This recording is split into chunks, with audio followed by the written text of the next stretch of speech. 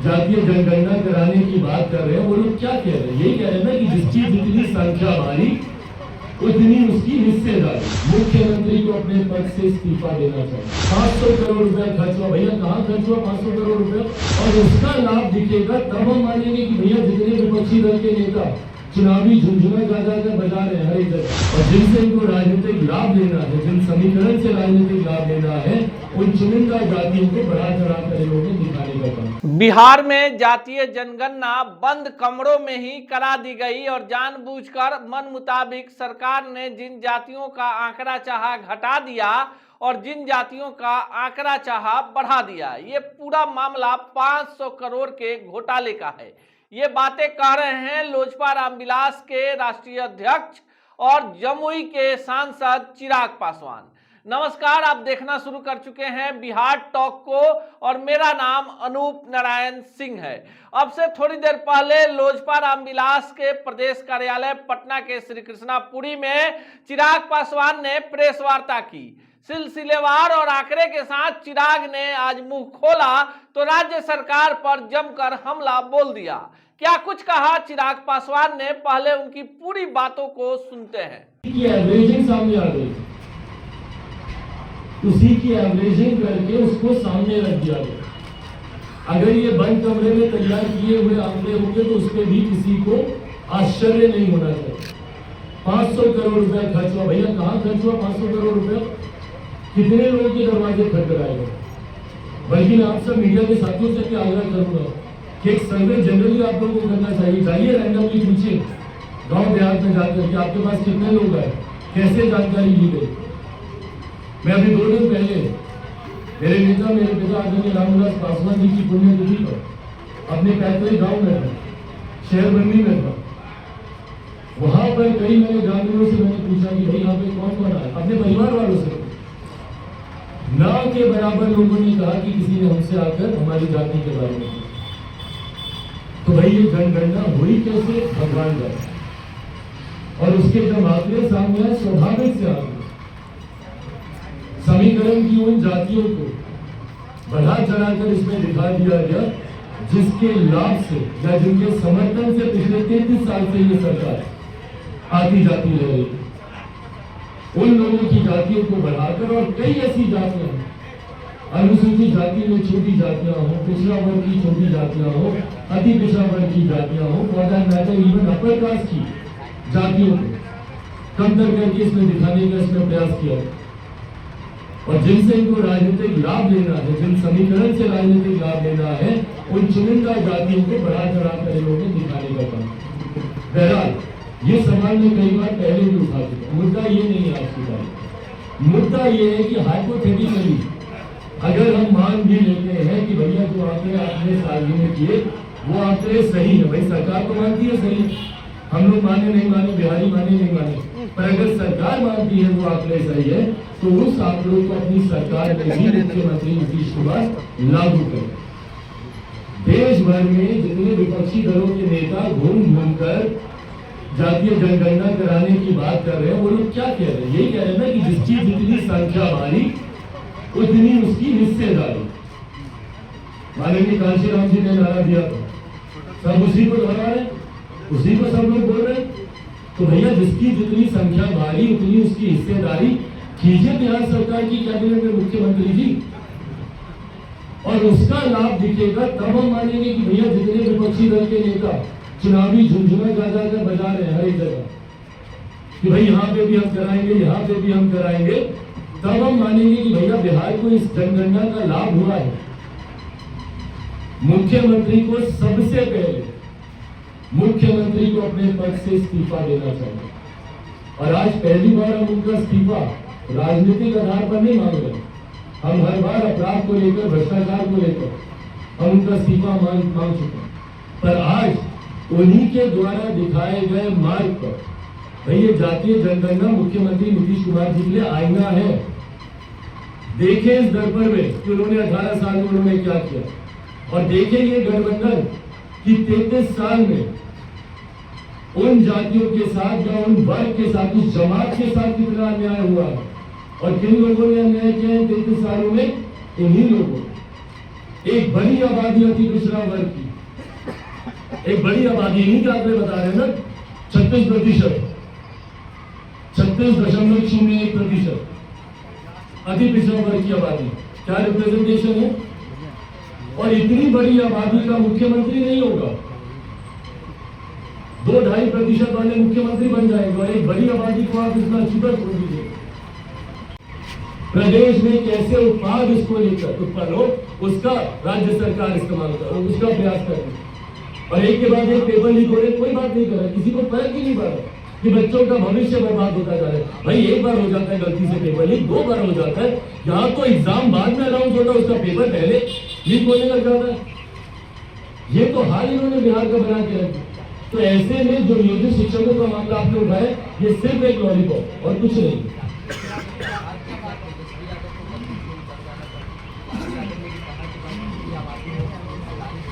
भाई बिल्कुल उतरना चाहिए, और ये मांग इन्हीं के आधार पर है, हम इन्हीं के आधार पर बोल रहे हैं।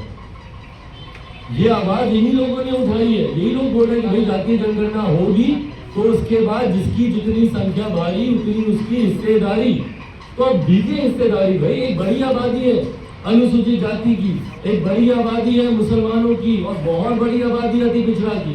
इतने ही देशी बनते हैं तो उनको उनका पहले हक अधिकार दीजिए।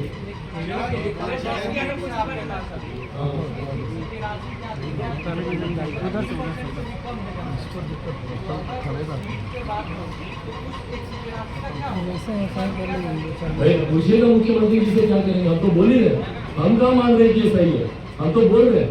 हम तो एक ऐसी परिस्थिति की हम बात कर रहे हैं जो इन्होंने बना दी है। ये लोग तो मानते हैं ना कि सही है, तो भाई उसके आधार पे हम तो बोल रहे हैं कि पूरी जनगणना गलत है। भाई बिहार में हम भी घूमते हैं, और हमारे से ज्यादा टोक दीजिएगा अगर हम बड़ी बात बोल रहे हैं, हमारे से ज्यादा कौन है आज की तारीख में जो बिहार के गाँव गाँव जा रहे हैं? हर गाँव हम जा रहे हैं। क्या हमको इस बात का अंदाजा नहीं है कि किसकी कितनी संख्या है? हमको नहीं पता कि भाई पासवानों की आबादी क्या है, और क्यों मुख्यमंत्री जी ने पासवानों की आबादी को कम कर दिया? भाई हम समझ रहे हैं कि क्यों कम किया। चिराग मॉडल बहुत परेशान किया था उनको, उन्हीं के राष्ट्रीय अध्यक्ष बार बार चिराग मॉडल का ही नाम लेते हैं। तो हमको पता है कि चिराग मॉडल को और किसी तरीके से नहीं झुकाया जा सकता, तो चिराग मॉडल के आंकड़े को ही कम करो, और कर दिया गया। और कई आबादियों को तो, कई जातियों को तो आपने लुप्त करने की कगार पर आप लेकर आए। हाँ, जितने मृतक हैं उनकी आत्मा की शांति के लिए प्रार्थना करता हूँ, उनके परिवार वालों को इस दुख की घड़ी में ईश्वर हिम्मत दे, ये कामना करता हूँ। और जितने घायल हैं वो जल्द स्वस्थ हों, ऐसी भी कामना करता हूँ। साथ ही में रेल प्रशासन से ये मांग करता हूँ कि इसकी जांच की जाए, और जो भी दोषी हो, जिसकी लापरवाही की वजह से या जिस भी कारण की वजह से इतना बड़ा रेल हादसा हुआ, उसके दोषियों पर सख्त से सख्त कार्रवाई होनी चाहिए, ताकि भविष्य में इस तरीके की घटना दोबारा कभी ना हो। मैं माननीय रेल मंत्री जी से भी आग्रह करूं, और मुझे उम्मीद भी है, विश्वास भी है कि यकीनन वो खुद भी इसकी मॉनिटरिंग कर रहे हैं, पर जो भी दोषी है उन पर कार्रवाई हो, ताकि भविष्य में ऐसी घटना दोबारा कभी न घटे। साथियों, आज इस प्रेस वार्ता का एक खास उद्देश्य है। जिस तरीके से पिछले कुछ दिनों से बिहार के तमाम कार्यों में एक सेकंड सीट ले लिया, तमाम राजनीतिक विवादों ने, तमाम राजनीतिक चर्चाओं ने, विकास की बात तो बिहार में होती नहीं, तो विकास की बात करने का मतलब नहीं, बट तमाम बातों ने एक बैक सीट ले लिया है, और सिर्फ बिहार में हुई जातीय जनगणना और उसके आंकड़े जिस तरीके से सार्वजनिक किए गए हैं, ये न सिर्फ बिहार की राजनीति बल्कि देश की राजनीति में भी ये मुद्दा हावी हो चुका है। जहां जहां पर भी चुनाव हो रहे हैं, उन राज्यों में तथाकथित विपक्षी दलों के गठबंधन के नेता लॉलीपॉप की तरह घोषणा पे घोषणा किए जा रहे हैं कि हम भी अपने राज्य में कराएंगे, हम भी अपने राज्य में कराएंगे। भैया, जिस राज्य में ये हुआ उस राज्य में क्या हम लोगों ने पाया, पहले ये तो हम लोग जान लें।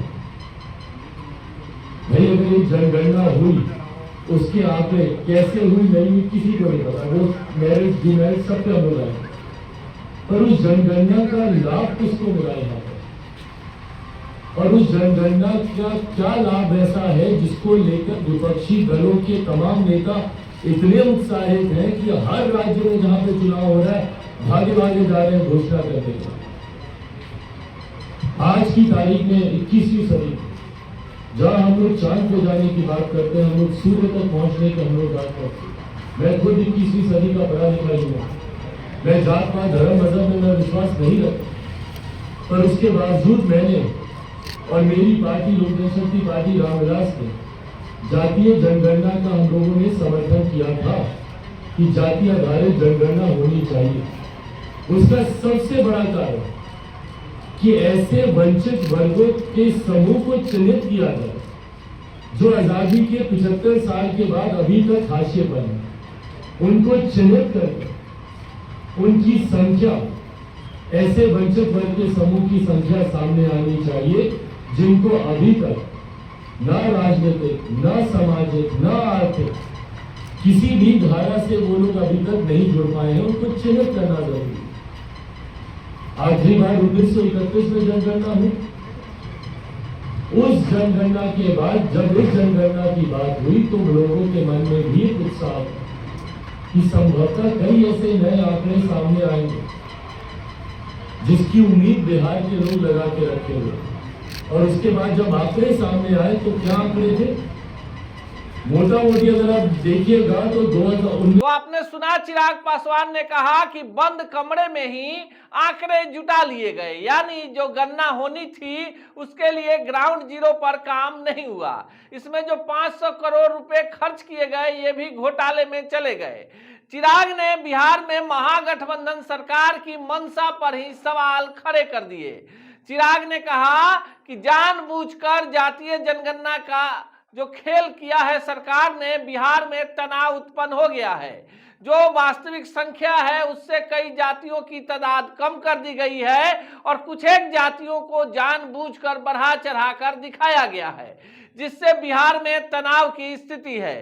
चिराग ने कहा कि बिहार में कानून व्यवस्था नाम की कोई चीज नहीं है, सरकारी योजनाओं में लूट खसूट है, महागठबंधन सरकार को अपनी कुर्सी प्यारी है और ऐसे में जात की गणना कराने के नाम पर जो खेल हुआ है इसके दूरगामी दुष्प्रभाव बिहार के राजनीति और सामान्य जनजीवन पर भी देखने को मिलेगा। इसी तरह की तमाम खबरों के लिए देखते रहिए बिहार टॉक को। ऐसी ही खबरों के लिए जुड़े रहिए बिहार टॉक से। यूट्यूब पर लाइक और सब्सक्राइब करें, बेल आइकन जरूर दबाएं। फेसबुक, ट्विटर और इंस्टा पर फॉलो करें। धन्यवाद।